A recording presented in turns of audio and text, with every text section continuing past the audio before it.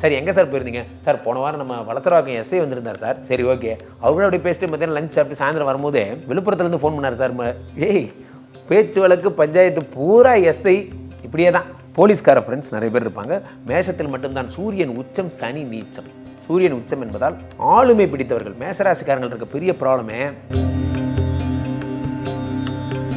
மேஷராசிக்காரங்க யாராக இருந்தாலும் தலையில் அல்லது முகத்தில் அடிபட்டுருக்குங்க. அடிபட்டு ஆக்சிடென்ட் ஆயிருக்கும். மேஷராசிக்காரன் கடைசி வரைக்கும் வளைஞ்சு கொடுக்க மாட்டேன். நான்லாம் சாரிலாம் கேட்க முடியாது, புரியுதா? நான் சாரிலாம் கேட்க முடியாது, அப்படி தான் இருப்பேன் என்று சொல்லி ரொம்ப ரொம்ப ஸ்ட்ரிக்டாக இருப்பேன். இதெல்லாம் அவங்களுடைய வீக்னஸ் பாயிண்ட். மேஷராசிக்காரங்களுக்கு துரோகம் பண்ணவே தெரியாது. இது வரைக்கும் மேஷராசிக்காரங்க துரோகம் பண்ணி நான் பார்த்ததே கிடையாது. துரோகம் பண்ணவே தெரியாது. ஆனால் இவங்களுக்கு துரோகம் பண்ணிட்டா பண்ணவங்களும்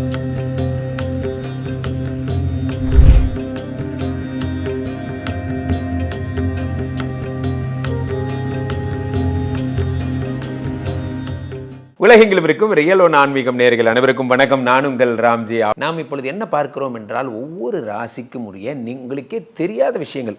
என்னை பற்றி எனக்கே தெரியாதுங்க, அவர் சொன்னதுக்கப்புறம் தாங்க தெரியும் இவ்வளோ விஷயம் இருக்கா அப்படிங்கிறது. என்னென்னா, மேஷராசிக்காரர்கள் என்றால் மேஷராசிக்காரர்களுக்கே என்ன நடக்கும் அப்படிங்கிறத நம்ம பார்க்குறோம். பொதுவாகவே என்னெல்லாம் நடக்கும் அவங்க வாழ்க்கையில், இந்தந்த விஷயங்கள்லாம் இருக்கும், அவங்களுக்கு இதெல்லாம் இம்ப்ரெசிவாக இருக்கும், இதுபடி நடந்துக்கிட்டாங்கன்னா நல்லாயிருக்கும் அப்படிங்கிறது தான். இதில் என்ன பெருசாக சொல்லிட போகிறீங்க, எங்களுக்கு எங்களை பற்றி தெரியாதா அப்படிங்கிறது தான் விஷயம். நான் ஒன்று சொல்கிறேன் பாருங்க, ஓப்பனிங்லேருந்தே சொல்கிறேன். ஸ்ட்ரிக்டாக ஒரு சேலஞ்சு, எதை செஞ்சால் பணம் வரும், அதான் டைட்டில். அந்த டைட்டில் நம்ம நெக்ஸ்ட் செஷனில் தான் பார்க்க போகிறோம். ஆனால் இந்த செஷனில் முதல்ல நான் சொல்கிறதெல்லாம் கரெக்டாக இருக்கான்னு நீங்கள் முதல்ல பாருங்கள். நான் சொல்கிறதெல்லாம் கரெக்டாக இருந்தால் அடுத்து நான் சொல்கிறத கேட்டால் உங்களுக்கு கரெக்டாக இருக்கும். அதுக்கு நீங்கள் கீழே போய்ட்டு இருக்க நம்பர்லாம் கூப்பிட்டு கன்ஃபார்ம் பண்ணோம். முதல்ல சேலஞ்சுக்கு வரலாம். மேஷராசிக்காரங்க யாராக வேணா இருந்துக்குங்க. உங்கள் வீட்டில் நீங்கள் தங்கியிருந்த உங்களுடைய பால்ய காலத்து வீடு அல்லது இப்போ இருக்கிற வீட்டில் கண்டிப்பாக வவ்வால் வரும். வவ்வால் வருதா இல்லையா? சார்னோ கீழே கமெண்டில் போடுங்க. வவ்வால் வருதா இல்லையா? ஓப்பன் சேலஞ்சுங்க.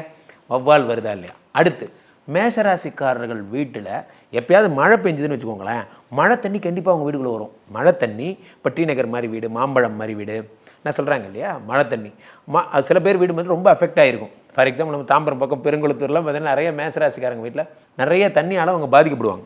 மேஷராசிக்காரர்களுடைய ஸ்பெஷல்ஸ்லாம் நம்ம சொல்கிறோம். அவங்க வீட்டு வாசலில் எப்பயுமே செங்கல் மணல்லாம் கொட்டி வச்சுருப்பாங்க. மேஷராசிக்காரங்க வீட்டில் பக்கத்தில் அவங்க வீட்டில் நடக்குது கட்டுமான வேலை. ஆனால் அவங்க வீட்டில் கொண்டு போய் மணல்லாம் கொட்ட மாட்டாங்க. நம்ம வீட்டு வாசலை கொண்டு வந்து நிறுத்தி மணல் கல் எல்லாத்தையும் அடுக்கி வச்சுருப்பாங்க. இது நடக்கும். மேஷராசிக்காரங்க யாராக இருந்தாலும் தலையில் அல்லது முகத்தில் அடிபட்டுருக்குங்க. அடிபட்டு ஆக்சிடென்ட் ஆகிருக்கும். கீழே கமெண்டில் போடுங்க. அதே மாதிரி மேஷராசிக்காரங்களுடைய தங்கச்சி அல்லது கூட பிறந்த அக்கா, தங்கச்சியோ அக்காவோ அண்ணாவோ இருந்தாங்கன்னா அவங்க தங்கியிருக்காங்க பார்த்தீங்களா? யார்? மேஷராசிக்காரங்க தங்கியிருக்காங்க பார்த்தீங்களா? அவங்க தங்கச்சியோ அக்காவோ அவங்க வீட்டு பக்கத்து வீட்டுக்காரங்க ஏதாவது போலீஸு கேஸு பிரச்சனைன்னு பண்ணிகிட்டே இருப்பாங்க. பெரும்பாலும் மேஷராசிக்காரர்கள் எப்போ பார்த்தாலும் போலீஸு பிரச்சனை இப்படியே தான் தெரிவாங்க. நீங்கள் வேணால் பாருங்கள். சார் எங்கே சார் போயிருந்தீங்க? சார் போன வாரம் நம்ம வளசரவாக்கம் எஸ்ஐ வந்திருந்தார் சார். சரி ஓகே. அவரோட அப்படி பேசிட்டு மத்தியானம் லஞ்ச் சாப்பிட்டு சாயந்தரம் வரும்போது விழுப்புரத்துலேருந்து ஃபோன் பண்ணார் சார். ஏய் பேச்சு வழக்கு பஞ்சாயத்து பூரா எஸ்ஐ இப்படியே தான். போலீஸ்கார ஃப்ரெண்ட்ஸ் நிறைய பேர் இருப்பாங்க. மேஷத்தில் மட்டும்தான் சூரியன் உச்சம் சனி நீச்சம். சூரியன் உச்சம் என்பதால் ஆளுமை பிடித்தவர்கள். மேஷராசிக்காரங்கள் இருக்க பெரிய ப்ராப்ளமே, ஃபேக் நம்பிக்கைகள் நிறைய வச்சுருவாங்க. இது கண்டிப்பாக பண்ணிடுவாங்க அப்படின்னு நினச்சி கடைசி நேரத்தில் அது பண்ணாமல் போகும்போது ரொம்ப ஹர்ட் ஆவாங்க. மேஷராசிக்காரன் கடைசி வரைக்கும் வளைஞ்சு கொடுக்க மாட்டாங்க. நான்லாம் சாரிலாம் கேட்க முடியாது, புரியுதா? நான் சாரிலாம் கேட்க முடியாது, அப்படி தான் இருப்பேன் என்று சொல்லி ரொம்ப ரொம்ப ஸ்ட்ரிக்டாக இருப்பாங்க. இதெல்லாம் அவங்களுடைய வீக்னஸ் பாயிண்ட்ஸ். மேஷராசிக்காரர்களுக்கு பெரும்பாலும் பிராண்டு தான் பிடிக்கும். Samsung mobile, Samsung headphone, Samsung family அப்படிங்கிறது அவங்க எல்லாமே ஒரே மாதிரி அது மாதிரிலாம் பண்ணுவாங்க. என்ன சார் இது? அவங்க போட்டிருக்க உள்ளாடைகள் கூட பிராண்டட் தான் போடுவாங்க. இந்த மாதிரிலாம் தாய் தந்தையரை பிரிந்து வாழ்பவங்களாக இருப்பாங்க. பெரும்பாலும் வெளிநாட்டுக்கு போயிட்டு திரும்பி வந்திருப்பாங்க. சார் மேஷராசிக்காரங்க சின்ன வயசில் வெளிநாடு போயிடுவாங்க. அது லண்டன் மாதிரி, பர்முடா மாதிரி பெரிய பெரிய கம்பெனி, பெரிய பெரிய நாடுகளுக்கெல்லாம் போவாங்க. போயிட்டு திரும்பி வந்துடுவாங்க. இந்த ஏஜென்ட்டுக்கிட்ட பணம் கொடுத்து ஏமாறுறதெல்லாம் இவங்க தான். ஏஜென்ட்டுக்கிட்ட பணம் கொடுத்து பெரும்பாலும் மேஷராசிக்காரர்கள் மனைவியால் வருமானம் பெற்றவர்கள். அவங்க மனைவி கண்டிப்பாக வேலைக்கு போவாங்க. கீழே போடுங்க சார் கமெண்ட்டில். இல்லை அப்போல்லாம் ஒன்றும் கிடையாதுன்னா அப்புறம் ஒன்றும் கிடையாதுன்னு போடுங்க. எஸ்னா எஸ்ன்னு போடுங்க. ஜனநாயகம் வெற்றி பெற போகுது இல்லையா? அப்போ மின்சார பொருள் அதே மாதிரி இவங்க வீட்டில் பழைய மோட்டர் வாகனம், பழைய மோட்ரு, ஓடாத மோட்ரு, பழைய வாகனம், அதாவது டிவிஎஸ் மொப்பட்டை, அவங்க அப்பா யூஸ் பண்ண மொப்பட்டு, சைக்கிளு இதெல்லாம் இருந்துடும். மேஷராசிக்காரங்களுக்கு எப்போ பார்த்தாலும் அவங்க அப்பா உடம்பு சரியில்லாமல் போயிட்டே இருக்கும். வேணா பாருங்கள். மேஷராசிக்காரங்க பெரும்பாலும் அவங்க ஹாஸ்பிட்டல் கூட்டு போகிறதே அவங்க அப்பாவை கூட்டிட்டு தான் போவாங்க. இதெல்லாம் நடந்துக்கிட்டே இருக்கும். வாழ்க்கை துணை அமைவது வந்து பார்த்திங்கன்னா கடல் பக்கத்தில் அல்லது ஏரி பக்கத்தில் அமையக்கூடியதாக இருக்கும். இவங்க வந்து பார்த்திங்கன்னா பழமை கலெக்ஷன் விரும்புகிறதுல மேஷராசிக்காரங்களை அடிச்சுக்க முடியாது. ஆன்டிக் பொருட்கள்னு சொல்கிறாங்கல்ல, அதெல்லாம் இவங்க தான் கலெக்ட் பண்ணுவாங்க. இது வந்து யார் தெரியுமா? இது வந்து இவர் நெப்போலியன் யூஸ் பண்ணது. நெப்போலியனா? நான் சொல்கிற நெப்போலியன் வேறு. நெப்போலியன் ஒரு ராஜா இருந்தார், அவர் யூஸ் பண்ண இது, அவர் யூஸ் பண்ண அந்த குதிரையோட ஃபோட்டோ இது, அந்த மாதிரி சம்திங். இதெல்லாம் பழமை பொருட்கள், தீயணைப்பு, வெடிப்பொருட்கள், ரசாயனம், கெமிக்கல், இதெல்லாம் தான் மேஷராசிக்கு இதாக சொல்கிறாங்க.